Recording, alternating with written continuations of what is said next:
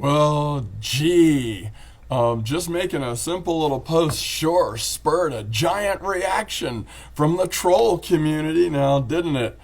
Must have hit a nerve of some kind. Well, let's just do it again and give them some more play toys. Here you go.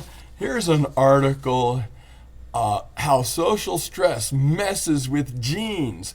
An interesting thing, of course, about monkeys, and people are going to try to apply that to people. But it's all about this idea that the environment can actually change the DNA, barring random mutations actually creating the DNA to change bacteria into humans and pterodactyls.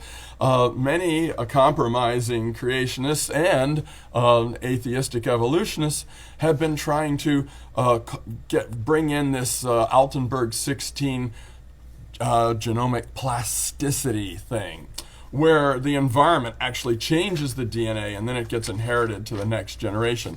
Is that what messing with the genes is? That's what just looking at the title of the article might lead you to believe.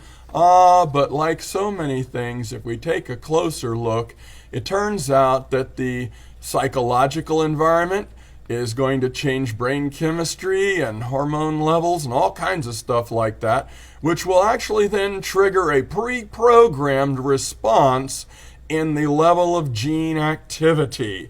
The same gene is there, all of the mechanics were in place to change the activity of the gene.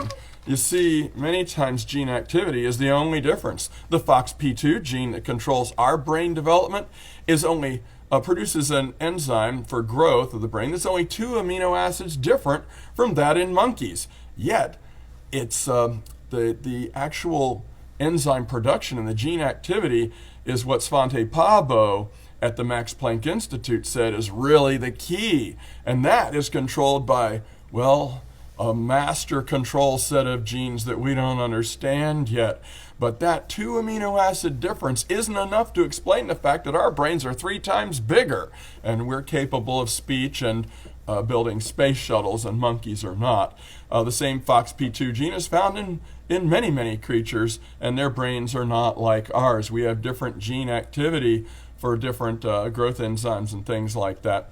But where that comes from is a little more complicated, and as things get more complicated, tweaking such a system by random mutations instead of some sort of thing where Mother Nature or Gaia works her magic, well, it just becomes more and more of a story that has got to be believed, much like what they accuse us creationists of.